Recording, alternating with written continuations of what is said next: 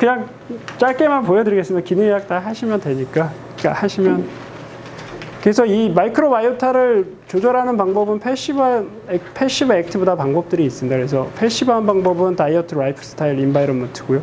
액티브한 건 안티바이오틱스, 프리바이오틱스, 프로바이오틱스. 근데 사실 이 부분도 중요하지만 이제 이 패시브하게 우리가 하는 방법들이 중요한지 얼마나 중요한지 말씀드리고요. 사실은 이 다이어트가 되게 숏텀 앤드 롱텀 레귤레이터입니다. 마이크로바이오타에. 그리고 우리가 칼로리 리스트션이나 이 뭐 야채 많이 먹는 것들 이런 것들이 헬스 베너핏을 가지고 있는 이유도 가장 중요한 이유가 마이크로바이옴 때문이라고 설명드릴 수 있겠죠. 그래서 사실은 우리가 음식을 확 시프팅을 해버리면 3, 4일 내에 균들이 확 바뀌기 시작한다고 하는. 너무 아주 빠른 시간 내에 미생물들을 바꿀 수 있는 가장 큰 방법은 먹는 음식 패턴을 완전히 확 바꾸는 거죠. 네. 엄마의 시기가 브레스트 밀크 마이크로바이옴을 변화시키고 이것이 아이의 장내 미생물을 변화시킬 수 있죠. 네. 그래서 이거는 제가 이제 최근 한 1년 정도 치료한 환자인데 이런 병명으로 왔었거든요. 주사라고 하는 병명으로 왔는데 이게 10년 동안 계속 이런 상태에 악화와 호전을 반복하긴 하는데 이런 식으로 계속 피부에 문제가 생겨서 왔었고요. 뭐 좋아진 상태에서도 계속 이렇게. 그래서 전 주사라고 하는 게 신경과 의사라 무슨 병인지도 모르고 의뢰는 했는데 이 환자를 어떻게 일단 한번 보내보십시오 하고 주사라는 병을 찾아보니까 뭐 이런 치료는 다 받았더라고요. 환자가 온갖 병원을 다 다니면서 다 받았고. 그래서 일반적으로 그러면 잘못 진단한 게 있지 않나 해가지고 다른 진단을 막 찾아봤는데 이거 다 제가 모르는 병이라 그래서 그냥 기능의학적으로 그냥 보자라고 생각을 했죠. 그래서 그냥 환자가 다른 문제가 없는지 저는 그냥 오면 메인 프로블럼이 중요한 게 아니고 그냥 전체적으로 몸을 쭉 보고 그 중에서 장 증상이 있는지 없는지 쭉 보게 되니까.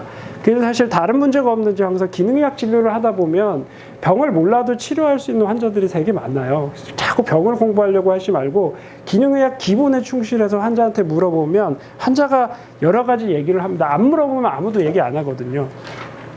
그래서 물어보면 이제 이런 이야기들을 하죠.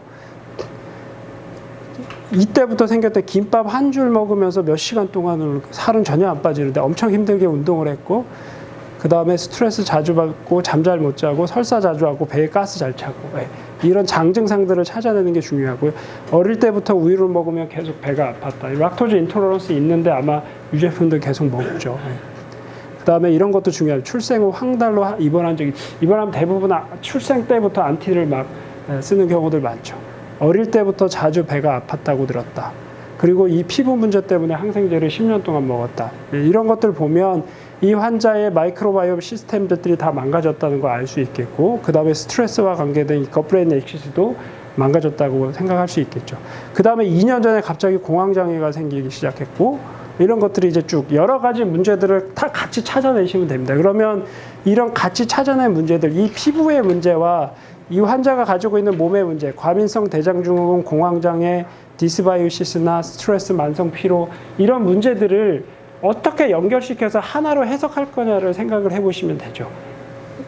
사실 이 환자는 저거밖에 얘기 안 하고 오는데 왜냐하면 우리 의료 시스템이 그렇게 돼 있잖아요. 피부 문제 해결했으면 피부 문제만 얘기해야 되잖아요. 이런 거는 다 다른 과에 가서 얘기하는 거예요. 정신과, 소화기내과 이런 데 가서. 근데 이걸 우리는 기능의학적으로 본다면 묶어서 봐야죠.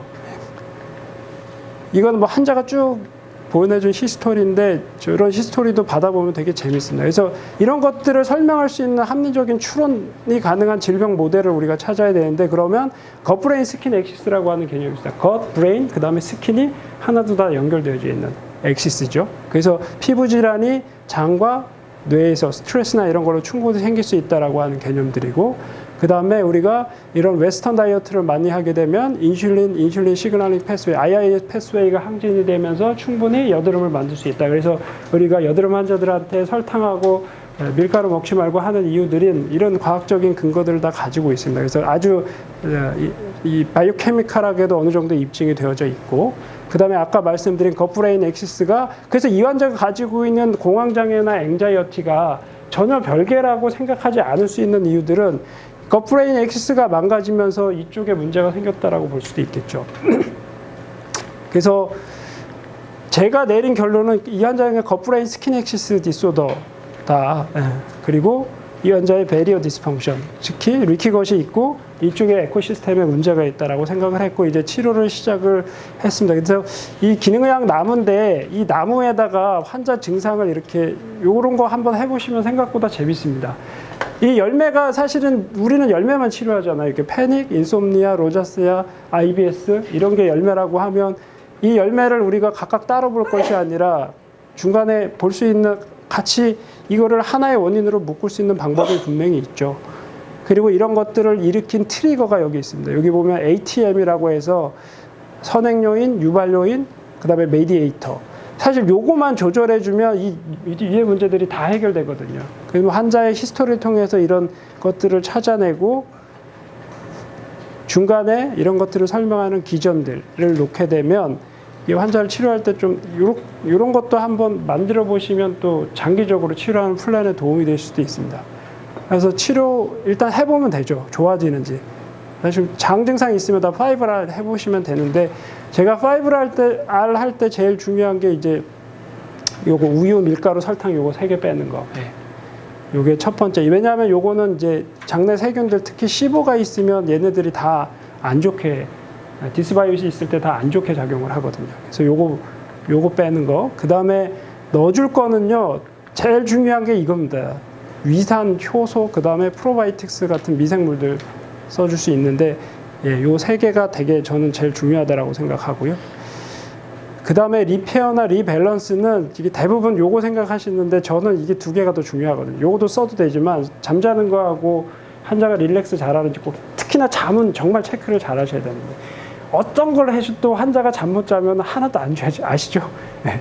어떤 치료를 다 해도 환자가 잘 자고 레스팅하고 회복해야지 전혀 스트레스나 뭔가 다른 이유 때문에 잠 못 자는 환자한테 우리가 어떤 치료해도 안 좋아지거든요. 그래서 이런 것들을 체크를 하면 되는데 그래서 요거는 빼주고 요런 거에 문제가 있으면 요건 넣어주고 요런 거는 같이 챙겨줘야지. 히스토리를 하거나 하면서 챙겨주면 되는데 이제서 환자 치료를 이렇게 아침은 단식을 요새 뭐 사실 그 CR이나 뭐 TRF 이런 식이 뭐 그 FMD 이런 것들이 사실 다 적게 먹고 먹는 시간을 줄이는 게 목표잖아요. 그리고 다이어트나 이런 데 관심 있는 환자니까 아침 단식시키고 약 먹지 말라 그러고 밥은 집밥만 먹으라. 이게 자기가 컨트롤 할 수 있는 밥이 집밥입니다.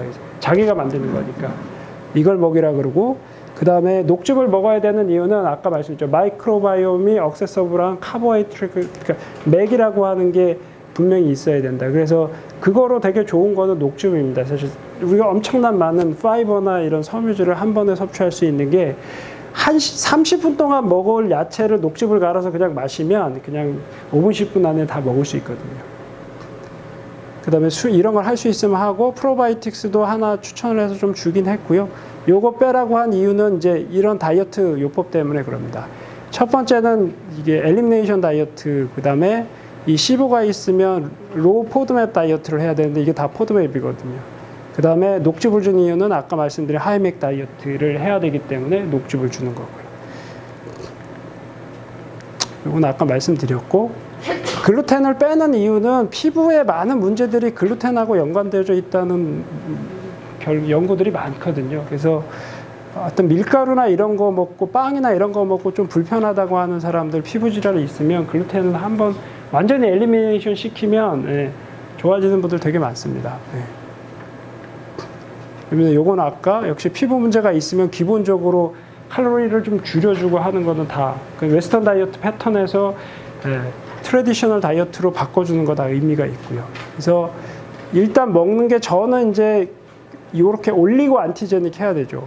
여러 가지가 음식의 재료가 너무 많아서 여러 가지로 짬뽕하면 뭐가 문제를 일으키는지 알 수가 없죠. 그러니까 가능한 한 심플하게 재료를 심플하게 해라가 첫 번째. 그게 올리고 안티제닉이고요. 포드맵, 포드맵을 줄이고 맥이 많이 들어있는 다이어트를 하고 그 다음에 GI/GL 인덱스가 좀 적고 AG, 불을 가능한 한 절 쓰게 되면 되죠. 이런 다이어트가 사실은 다 안티인플라메이터리 이게 사실은 다 다른 다이어트는 아닙니다. 같은 다이어트지만 이런 개념으로 접근을 하면 되게 치료식으로 아주 합리적, 이상적인 다이어트가 나옵니다. 그리고 그런 다이어트의 가장 대표적인 형태가 이런 녹즙의 형태가 된다고 말씀드릴 수가 있고요. 그래서 이게 제가 쓰는 치료식의 단계인데, 일단은 단식하라고 할 수 있으면 한번 굶어보래요. 왜냐하면 굶으면 있는 증상이 좋아지는 사람들이 있거든요. 먹으면 불편해지고 굶으면 좋아지는 사람들. 그 다음에 현미, 미음. 딱 하나로 만들어져 있잖아요. 현미, 미음. 그러니까 완전한 엘리미네이션 다이어트가 되고, 올리고 안티적 엘리미네이션 다이어트가 될 수 있고, 그 다음에 현미랑 녹즙을 먹으라 그러고, 그 다음에 채식. 뭐 이런 식으로 약간의 단계를 두고요. 이게 치료식으로 쓸 때는 이런 걸 할 수 있는 사람은 이렇게 시키고, 안 되는 사람들은 첫 번째 집밥 먹어라. 너가 뭐 먹었는지 확인할 수 있는 것만 먹어라. 그 다음에 이제 엄마한테 얘기해서 엄마 밥을 먹어라. 내가 이런 문제가 있으니 엄마 이런 나를 위한 밥을 만들어줘 하고 엄마가 갖다 주는 밥만 먹으라 그러고요. 그 다음에 안 되면은 동네 반찬 가게를 하나를 뚫으라 그러고, 믿을 만한 데를 뚫어서 일단 거기서만 사 먹어라. 여기서부터는 안 되죠. 식당 밥이 패스트푸드는 이건 치료식으로 적당하지 않으니까. 그 다음에 이런 뭐 프로바이오틱스나 프리바이오틱스 줄 수 있고요. 한 달 딱 했는데 너무 많이 좋아졌다고 얘기하고, 설사복통도 많이 좋아졌고, 수년 중에 피부 상태가 가장 좋다. 이렇게 하면 정말 나을 것 같다는 생각이 든다라고 환자가 이렇게 와서 얘기를 했고요. 3달 딱 지났는데 환자가 이렇게, 제가 교육을 좀 많이 시켰습니다. 그랬더니 장 건강이 피부와 직결되어 있다는 생각으로 먹는 게 곧 저라고 기능의학 하는 의사분들보다 낫죠. 네. 근데 이제 이 환자를 8월 달부터 치료를 시작을 했는데, 하다 보면 약간의 팁이 필요합니다. 왜냐하면 이제 연말이 되면 시기가 다 무너지거든요. 제가 시기 해보면 맥시멈 3달 이상 가는 환자는 없어요. 그래서 그때 되면은 여러 가지 그리고 환자가 사실 음식에 대한 갈망도 심해지고, 그러면은 뭔가 더 먹을 수 있게 의사가 해줘야 되는데, 그럴 때 같이 쓸 수 있는 가장 좋은 게 효소입니다. 효소. 음식으로 생기는 여러 가지 문제를 엔자임이 다 이렇게 분해해서 차단시켜주는 효과가 있기 때문에 효소랑 식초 2가지를 같이 써보시면, 왜냐면 HCl, 위산 저하증이 워낙 많으니까 위산도를 올려주면서 효소를 이거를 이제 미리 사오라 그랬죠. 다음번에 올 때는 아이허브에서 주문해서 사오라고 딱 그런 다음에 딱 가지고 오면 앞으로 이제 당신이 이제 음식을 지키기가 어려울 텐데, 이걸 항상 가지고 다녀요. 싸가지고 다녀요. 그 음식을 먹을 때 좀 불량한 음식을 먹으면 한 2-3알 같이 먹어라. 음식하고 같이 먹어야지. 이거 식후에 먹으면 거의 효과 없는 거 아시죠? 가장 효과적으로 먹는 건 식전에 먹거나 아니면 저걸 캡슐을 따서 물에다가 타가지고 음료수나 물에다 타서 음식이랑 이렇게 같이 먹어야죠. 그러니까 음식과 효소를 미리 믹싱하는 거죠. 이렇게 해서 주면은 생각보다 이 트러블이 많이 주는 사람들이 있습니다. 그리고 경미한 사람들은 효소만 먹으라 그래도 위장 증상 확 좋아지는 환자들이 있고요. 그러니까 이거는 뭐 제가 일단 그냥 좋아하는 효소인데 오메가 자임이라고 그러고, 몇 개가 있습니다. 우벤자임이 있고, 뭐 다이제스티브 웰리스인가 거기서 나오는 몇 개 유명한 엔자임 회사가 한 3개 정도 있습니다. 그래서 다 써봤는데 그럭저럭 다 괜찮고요. 6달 딱 지났는데 이제 이렇게 됐습니다. 이 환자 사진, 거의 29살인데 정말 세수하고 아무것도 안 한 상태에서 찍어서 이렇게 보내줬고요. 그 다음에 지금 1년 좀 넘었는데 마지막으로 이렇게 잘 지내고 있다고, 적응이 돼서 채소도 전보다 훨씬 더 많이 먹고 유산균도 잘 먹고 있고 몸무게 유지. 이 환자가 그렇게 김밥 2줄 먹고 김밥 1줄 먹고 하루에 김밥 1줄 먹고 2시간 동안 운동할 때는 살이 하나도 안 빠졌어요. 근데 이거 하면서 그냥 자연스럽게 3kg 그냥 빠지고 잘 유지되고 있고. 그래서 사실 이렇게 많은 시스템들이 다 연결되어져 있다는 게 저는 기능의학의 가장 핵심은 인터커넥티드니스라고 생각을 하고요. 그래서 이렇게 연관된 시스템들을 우리가 이 장 쪽부터 아니면 장내 미생물들을 시작으로 해서 접근을 해가면 생각보다 마지막 이제 슬라이드는 이 균들이 가득한 세상에 저희가 이게 태어나서 죽는다라고 생각을 하시면 될 것 같고요.